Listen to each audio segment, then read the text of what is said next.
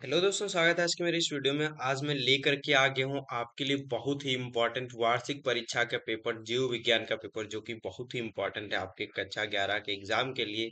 जो कि आपकी वार्षिक परीक्षा अभी हो रही है और बहुत जगह आपका वार्षिक परीक्षा हो गया है। तो यहाँ पर एक पेपर मेरे पास आया है AXI कोड का, जो कि बहुत ही इम्पोर्टेंट है पेपर आपके लिए। आपके जीव विज्ञान का पेपर ये है। तो बहुत ही इम्पोर्टेंट पेपर है, तो मैं इस पेपर को पूरा आपको सॉल्व कराने वाला हूँ। ये सर इसका पूर्णांक 70 है और ये 3 घंटे 15 मिनट करने के लिए टाइम इसको मिलता है आपको। तो यहाँ पर आपका पेपर जो है बहुत ही इम्पोर्टेंट है, इसलिए आप इसमें कहीं भी बिना स्किप किए पूरा वीडियो देखिएगा। और बहुत ही इम्पोर्टेंट है, अच्छी तरीके से मैं बताने वाला हूँ कौन कौन से आपके आंसर हैं, क्या कैसे लिखना है, ये पूरा मैं बताने वाला हूँ। तो चलिए शुरू करते हैं। आपके जो 15 मिनट मिलते हैं परीक्षार्थियों को प्रश्न पत्र पढ़ने के लिए, उसको आपका यूज करना है पढ़ने के लिए ही। क्योंकि इससे आपको पता चलेगा कौन सा क्वेश्चन आपका सबसे ज्यादा इम्पोर्टेंट है, उसको आप करेंगे पहले। जो आपको अच्छे से आ रहा हो वही आपको पहले करना होता है, क्योंकि पहला क्वेश्चन अगर गलत हो गया तो एग्जामिनर के ऊपर गलत इफेक्ट पड़ता है, यानी कि ये बच्चा अच्छा नहीं लिखा है, सारा क्वेश्चन गलत लिखा होगा, ऐसा इफेक्ट पड़ जाता है। तो वो आगे क्वेश्चन अच्छे से चेक नहीं करता है, आपके आंसर अच्छे से नहीं चेक करता है। तो पहला क्वेश्चन आपको अच्छे से करना होता है। फिर यहाँ पर आप देखेंगे जो पहला क्वेश्चन दिया गया है, इस तरीके से दिया है। इसको हम स्टार्ट करने से पहले आपको बता दें, प्रेप वेव चैनल अगर आप सब्सक्राइब नहीं किए तो चैनल सब्सक्राइब कर लीजिए, वीडियो लाइक कर दीजिए। और इस पेपर का अगर आपको PDF चाहिए तो प्रेप वेव ऐप पर मिल जाएगा, ठीक है। और व्हाट्सएप कम्युनिटी को आप ज्वाइन कर लेंगे तो बहुत ही अच्छा रहेगा आपके लिए। तो चलिए शुरू करते हैं। यहाँ पर सबसे पहला आपका क्वेश्चन पूछा गया है, जीव द्रव्य कला प्लाज्मा मेम्ब्रेन निर्मित होती है। तो कहाँ प्लाज्मा मेम्ब्रेन निर्मित होती है? तो यहाँ पर ऑप्शन दिए हैं ABCD इस तरीके से, जिसमें लिपिड्स एवं प्रोटीन से, सिलुलोज तथा काइटिन से, या फिर लिपोप्रोटीन से, या फिर इनमें से किसी में नहीं। ये आपके विकल्प दिए गए हैं। तो पहला ही इसका आंसर सही हो जाता है। लिपिड्स और प्रोटीन से जीव द्रव कला निर्मित होता है ना। जीव द्रव कला जो होता है प्लाज्मा मेम्ब्रेन, वो लिपिड्स और प्रोटीन से होता है।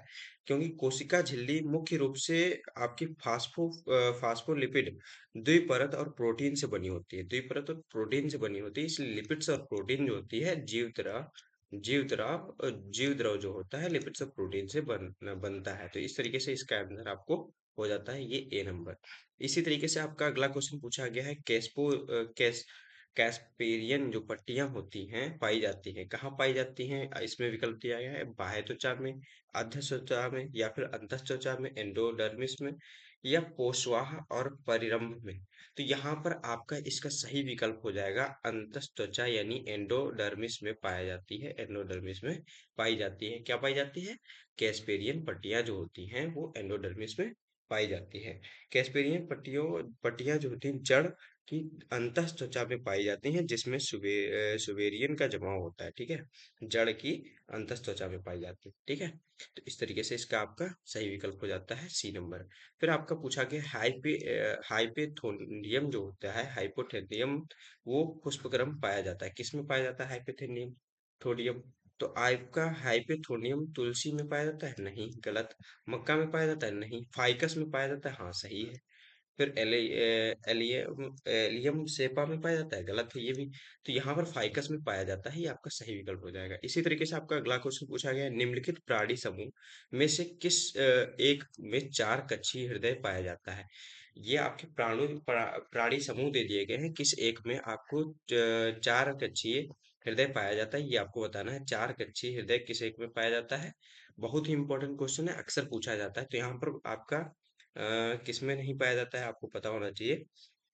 ये एक अपवाद है सरीसृपों में, ये एक अपवाद है। सरीसृप होते हैं उनमें मगरमच्छ में चार कच्छी हृदय पाया जाता है, ठीक है। चार कच्छी सामान्यतः सरीसृपों में तीन कच्छी होते हैं, लेकिन मगरमच्छ में आपके चार कच्छी होता है, ठीक है। तो यहाँ पर मगरमच्छ पक्षी और स्तनधारी में चार कच्छी हृदय पाया जाता है, ये आपका B नंबर विकल्प सही हो जाता है, बाकी सारे गलत हो जाएंगे।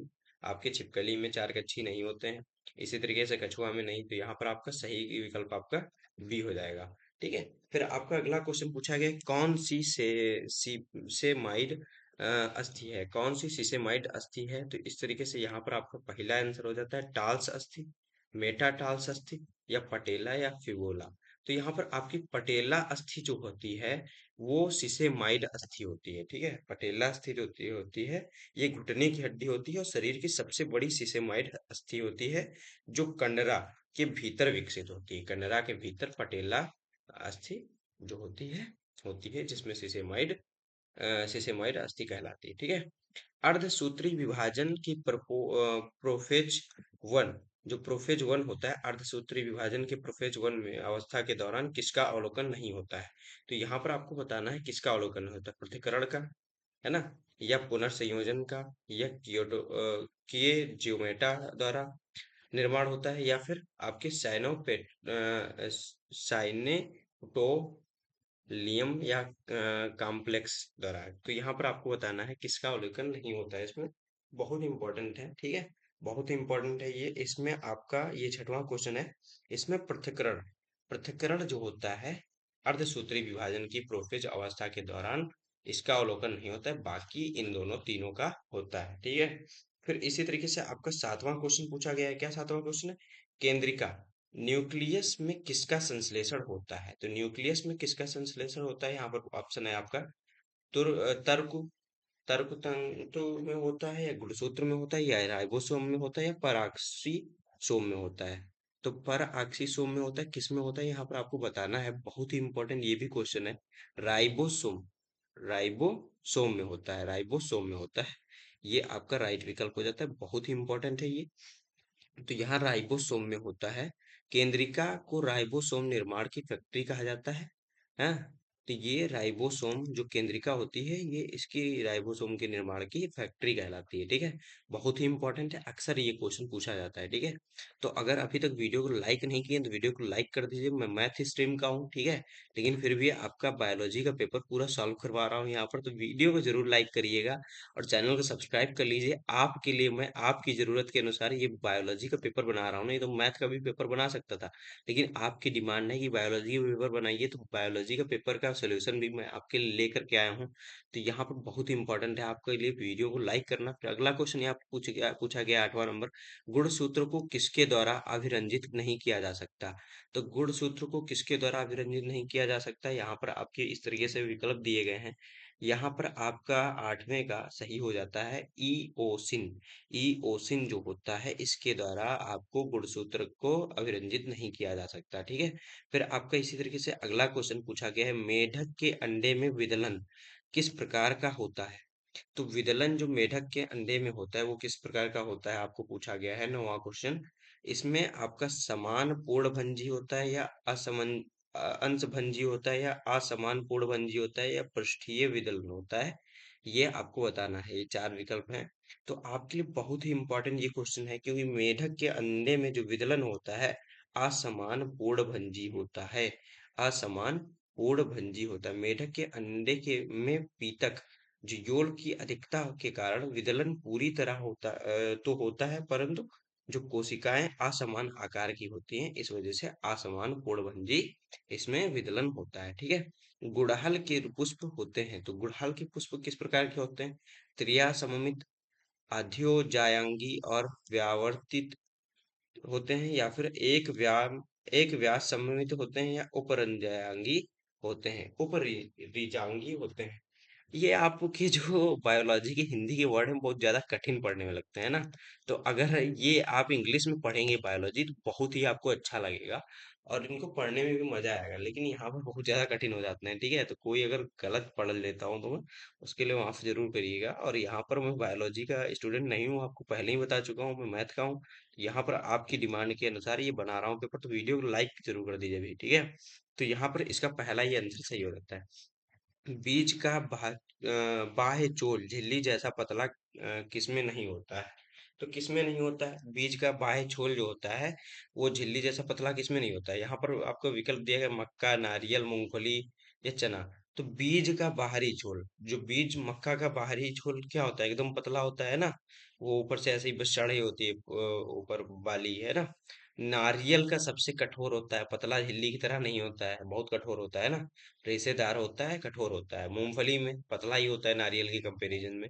चना का तो उससे भी पतला होता है ना। तो यहाँ पर आपका सही विकल्प हो जाएगा, नारियल का नहीं होता है पतला झिल्ली की तरह। ठीक है, फिर आपका अगला क्वेश्चन है, विटेकर का 5 जगत वर्गीकरण किस पर आधारित नहीं है?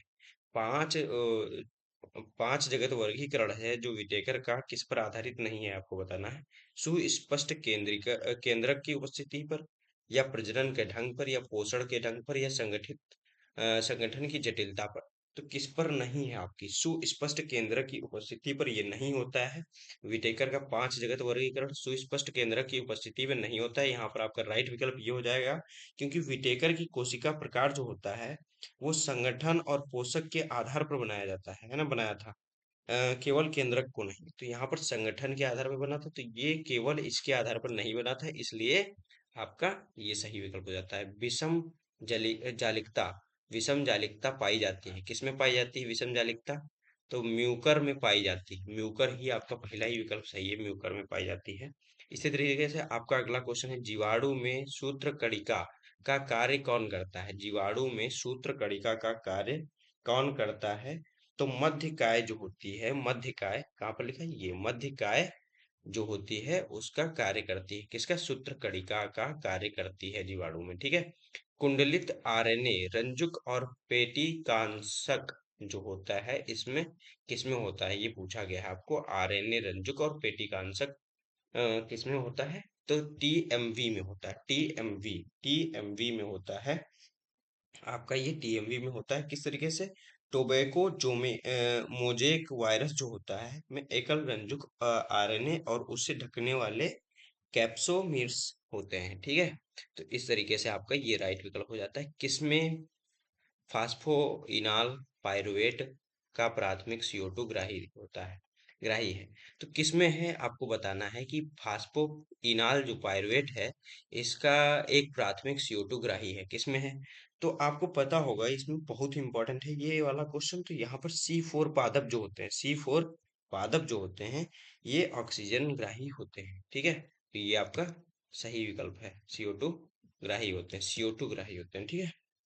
तो यहाँ पर आपकी इस तरीके से इसका विकल्प सही हो जाता है ये। फिर 17वां है, तंत्री पेशियों, तंत्री पेशियों, ठीक है, में ग्राही स्थान कहाँ स्थित होते हैं? तंत्री पेशियों में कहाँ पर होते हैं आपकी ग्राही स्थान, ये बताना है आपको। तो यहाँ पर आपका जो पश्च सिनेप्टिक झिल्ली होती है, पश्च सिनेप्टिक झिल्ली इसमें उपस्थित होते हैं, ठीक है। कहाँ स्थित होते हैं? पश्च सिनेप्टिक झिल्ली में। एवीना वक्रता किसके जैव अवमापन के लिए प्रयुक्त होती है? तो एवीना वक्रता है जैव अवमापन के लिए किसके लिए प्रयुक्त होती है? यहाँ पर आपका विकल्प है IAA। IAA ये वाला आपका सही विकल्प है, क्योंकि जो एवीना वक्रता परीक्षण होता है ऑक्सिन IAA की सांद्रता मापने के लिए किया जाता है, ठीक है। तो इस तरीके से ये आपका हो गया। मस्तिष्क का कौन सा भाग तापक्रम नियमन के लिए उत्तरदायी होता है? मस्तिष्क का कौन सा भाग आपका तापक्रम को नियमन के लिए उत्तरदायी होता है, यहाँ पर पूछा गया, बहुत ही इंपॉर्टेंट है ये भी। तो हाइपोथैलेमस जो होता है ये आपका मस्तिष्क के तापमान को नियमन करने के लिए उत्तरदायी होता है। रेटिना में फोबिया एक केंद्रीय गर्त है जो स्थित होता है। ये केंद्रीय गर्त कहाँ स्थित होता है आपको बताना है। ये होता है आपके यहाँ पर मेकुला लोटिया में होता है, मेकुला लोटिया में होता है, जहां पर आपकी रेटिना के पीले बिंदु के केंद्र में एक गर्त होता है जिसे फोबिया कहते हैं, जहां दृष्टि सबसे स्पष्ट होती है, ठीक है। जहां दृष्टि सबसे स्पष्ट होती है मेकुला लोटिया में, ठीक है। इसी तरीके से आपका अगला क्वेश्चन यहाँ पर पूछा गया है, अति लघु उत्तरी जो कि 2-2 नंबर के हैं, 6 क्वेश्चन है 12 नंबर के, ठीक है। तो प्रोकैरियोटिक तथा न्यूकैरियोटिक कोशिकाओं के केंद्रकों में दो अंतर लिखना है। तो प्रोकैरियोटिक और न्यूकैरियोटिक कोशिकाओं में के जो केंद्रक हैं उनमें दो अंतर लिखना है। तो किस तरीके से लिखना है आपको यहाँ पर मैं दिखा दे रहा हूँ। ये क्वेश्चन आप देखिए, पूरा पूरा पेपर देखिए, बहुत ही इंपॉर्टेंट है। इस तरीके से मैं दिखा दे रहा हूँ, फिर इसका डायरेक्ट सॉल्यूशन पे चलते हैं। तो इस तरीके से ये आपके पूरा सॉल्यूशन मैंने दिया है बहुविकल्पी प्रश्नों के, और इसका PDF आपको मिलेगा प्रेप वेव ऐप पर, ठीक है। प्रेप वेव ऐप पर मिलेगा। और चैनल सब्सक्राइब कर लीजिए, वीडियो को लाइक कर दीजिए। यहाँ पर अब देखेंगे हम प्रो कैरियोटिक तथा न्यूकैरियोटिक कोशिकाओं के केंद्रकों में अंतर क्या है? तो प्रोकैरियोटिक केंद्रक न्यूक्लियोइड और यूकैरियोटिक केंद्रक जो है आपके ट्रू न्यूक्लियस, इसमें क्या अंतर है? तो यहाँ पर दो पूछा था, मैंने यहाँ पर चार लिखा है, ठीक है आपके लिए। तो केंद्रक झिल्ली प्रोकैरियोटिक में अनुपस्थित होती है और इसमें उपस्थित होती है, ठीक है। इसी तरीके से केंद्रिका केंद्रिका इसमें अनुपस्थित होती है प्रोकैरियोटिक में, न्यूक्लियोटिक में आपकी केंद्रिका उपस्थित होती है, ठीक है। इसी तरीके से अनुवांशिक पदार्थ नग्र आरएनए पाया जाता है इसमें, और इसमें नहीं पाया जाता है, ठीक है। डीएनए हिस्टोन हिस्टोन प्रोटीन के साथ मिलकर गुणसूत्र बनाता है। स्थिति क्या है इसकी? स्थिति होती है यह कोशिका द्रव में स्वतंत्र रूप से बिखरा रहता है और यह कोशिका के अंदर निश्चित घेरे में सुनिश्चित रहता है, ठीक है। तो इस तरीके से आपका ये हो जाता है इसके अंतर न्यूक्लियोटिक और प्रोकैरियोटिक में। फिर आपका अगला क्वेश्चन पूछा गया है फ्लोएमी, जो उभय फ्लोएमी है, बाइकोलेटरल इस तथा आरीय रेडियल संवहन पूल में अंतर बताना है आपका। तो उभय फ्लोएमी जिसमें जाइलम के दोनों और बाहर और अंदर फ्लोएम पाया जाता है। कुकुरबेटिस कद्दू कद्दू कुल के पौधों में उभय फ्लोएमी होते हैं। अरीय रेडियल क्या होते हैं? इसमें जाइलम और फ्लोएम अलग अलग त्रिज्याओं रेडियाई पर एकांतर क्रम में स्थित होते हैं। यह मुख्य रूप से जड़ों में पाया जाता है, ठीक है। अरीय रेडियल कहलाते हैं। इसी तरीके से आपका 21वां क्वेश्चन है यहाँ पर अंतः श्वसन इंसपायरेशन जो होता है आपका, और उच्च श्वसन एक्सपायरेशन में अंतर बताना है आपको। अंतः श्वसन क्या होगा? अंतः श्वसन में हम बाहर की हवा को फेफड़ों के अंदर खींचेंगे, ठीक है, अंदर खींचेंगे, यानी अंदर हवा ले रहे हैं नाक से, ठीक है। इसमें डायफ्राम जो होगा, पसलियां, डायफ्राम और पसलियां पेशियां सिकुड़ती हैं, यानी कि वो सिकुड़ती हैं जहां ऊपर पहले उठाता है डायफ्राम, वो फिर नीचे जाता है ना, पेट की तरफ जाता है, ठीक है। पहले किसकी तरफ आता है? आपका जो इंस्पायरेशन होता है वो ऊपर की तरफ जाता है डायफ्राम, लेकिन जब हम हवा खींचते हैं अंदर पेट की तरफ, तो ये डायफ्राम पेट की तरफ नीचे को दबता है, ठीक है। तो ये पेशियां सिकुड़ती हैं जिसमें वक्ष गुहा का आयतन बढ़ सकता है, बढ़ जाता है। इसी तरीके से आपका उच्च श्वसन क्या होता है?